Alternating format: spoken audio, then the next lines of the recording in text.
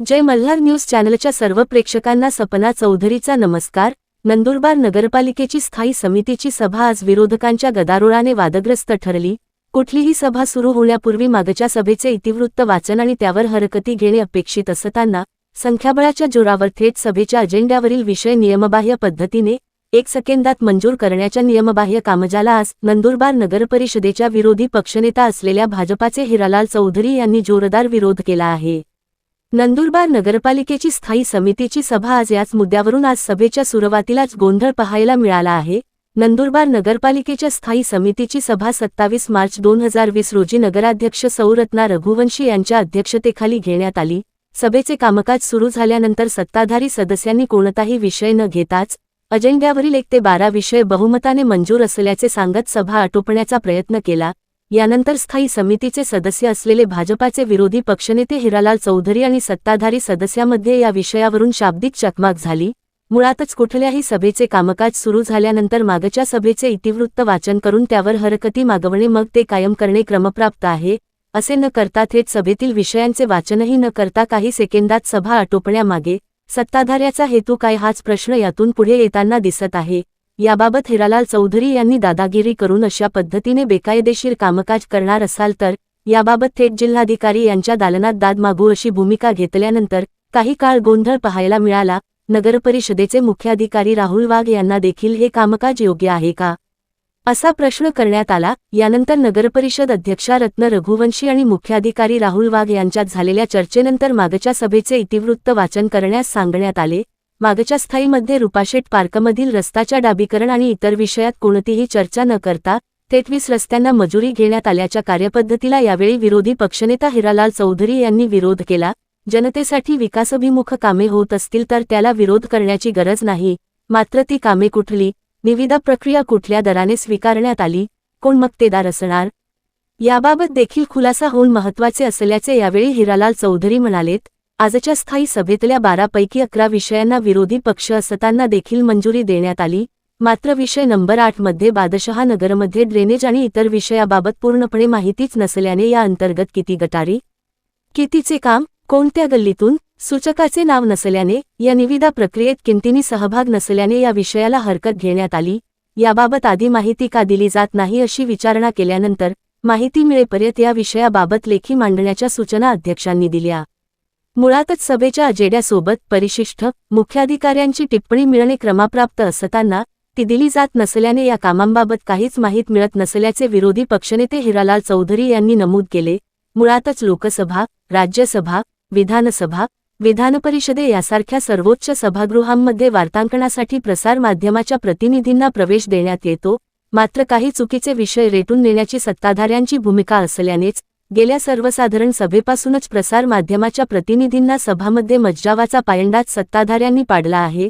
मुळातच सत्ताधारी पक्षाचे नेते ज्या सभागृहाचे सदस्य आहेत त्या ठिकाणी देखील प्रसार माध्यमांच्या प्रतिनिधींना वार्तांकनासाठी मुभा दिली जाते। असे असताना पारदर्शीपणाचा आव आणणारे नंदुरबार नगरपरिषदेचे सत्ताधारी प्रसार माध्यमाच्या प्रतिनिधींना सभेत वार्तांकनासाठी परवानगीसाठी का घाबरत आहे हा प्रश्न देखील असल्याचे यावेळी प्रसार माध्यमांची बोलताना हिरालाल चौधरी यांनी सांगितले आहे। सपना चौधरी, जय मल्हार न्यूज, नंदुरबार। आज नंदुरबार नगर परिषदेची स्थायी समितीची बैठक होती। त्या बैठकीत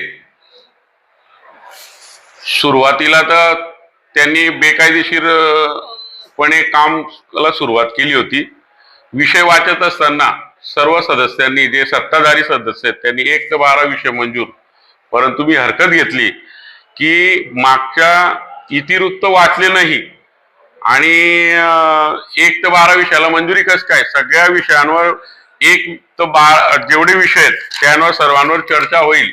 मी हरकती घेतल्या, मी सीओना त्या सगळ्या चुकीच्या बेकायदेशीर होणाऱ्या या ज्या गोष्टी होत्या त्या संदर्भात मान्य जिल्हाधिकाऱ्यांकडे तक्रार करेल असं सांगितल्यावर सगळे 1-1 विषय वाचण्यात आले आणि इतिवृत्त मागच्या मध्ये आमचा विरोध होता, तो विरोध दर्शवला। एक तर खेळाच्या मैदाना परत घेणं, तो एक आमचा विरोध होता आणि दुसरं रुपाशेठ पार्क मध्ये डांबरीकरणाच्या रस्त्या संदर्भात फक्त चर्चा केली आणि त्याच्यानंतर त्याच्यासोबत 20 कामं त्यांनी मंजूर करून घेतले. ज्यावेळेस आम्हाला इतिवृत्त लक्षात आलं त्यावेळेस लक्षात आलं की एक कामाच्या मंजुरीनंतर 20 कामं हे मंजूर करतात, ते बेकायदेशीर होतं. त्याच्यावर मी हरकत घेतली. आमच्या रस्त्यांना विरोध नाही किंवा विकास कामांना विरोध नाही, पण चुकीच्या गोष्टी करण्याला आमचा विरोध आहे.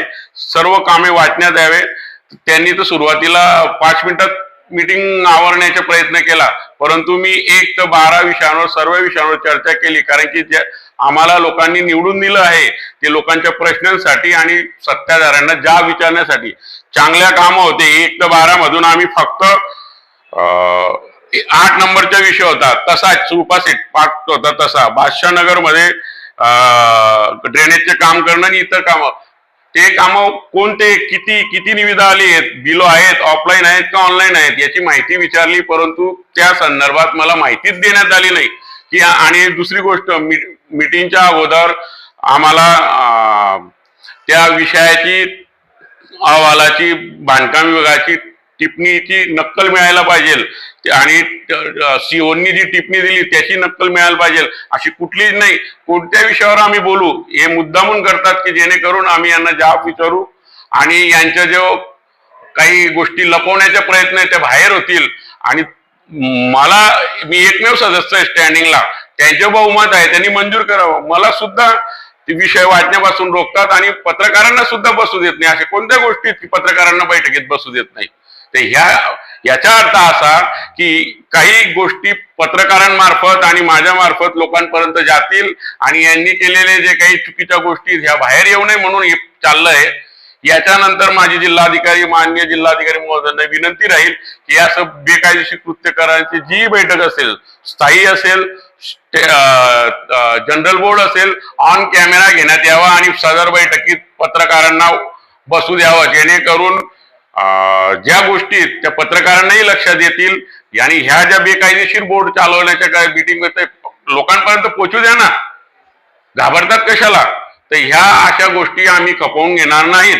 तुम्ही सत्तेत असले तरी चालेल, आम्ही विरोधाचे काम विकासाला आमच्या पाठिंबा राहील, पण चुकीच्या गोष्टींना आमचा विरोध राहील. बेकायदेशीर एकही गोष्ट होऊ देणार नाही पूर्ण 5 वर्षात, अशी गवाही मी नंदुरबार शहराच्या जनतेच्या वतीने देतो. मीटिंग पण व्हायला पाहिजे आणि जनरल बोर्ड बी व्हायला पाहिजे, कारण की कामकाज कसं चालतं हे लोकांनाही कळायला पाहिजे आणि चांगल्या गोष्टींना आम्ही पाठिंबा दिलाय. आता 1 ते 12 हे जे विषय होते हे लोकांच्या हिताचे होते, आम्ही त्याला पाठिंबा दिला. फक्त 8 नंबरचा जो विषय होता तो चर्चेसाठी आणावा ही माझी मागणी होती. कोणाच्या घरापासून केवढा रस्ता आहे हे तर कळू द्या, किती निविदा आल्या आहेत, बिलो आल्या आहेत का, बिलो आले तर शासनाचाच फायदा आहे. आणि हे याच्यासाठी आहे की मर्जीतल्या ठेकेदारांना कामं देण्यासाठी हा असा प्रकार चालू आहे, खटापट चालू आहे. पण तसं आम्ही होऊ देणार नाही. त्यांनी कितीही प्रयत्न केला, कारण की लोकांनी आम्हाला निवडून दिलंय आणि आमच्यासाठी वेळ आहे. त्यांना वेळ नसेल तर त्यांनी बैठकीतून चाललं जावं असं सांगतात की पटापट आम्हाला वेळ नाही. तुम्हाला वेळ नाही तर मिटिंगला येतातच कशाला. लोकांनी आपल्याला निवडून दिलेलं आहे की लोकांचे प्रश्न मांडण्यासाठी, परंतु ही जी सत्तेची मस्ती आहे ही कुठंतरी ह्या गोष्टी घडवत आहे. परंतु आम्ही खपवून घेणार नाही. दाद आम्ही न्यायालयात मागू, मान्य जिल्हाधिकाऱ्यांकडे मागू, पण बेकायदेशीर कृत्य होऊ देणार नाही असं आपल्याला आश्वस्त करतो.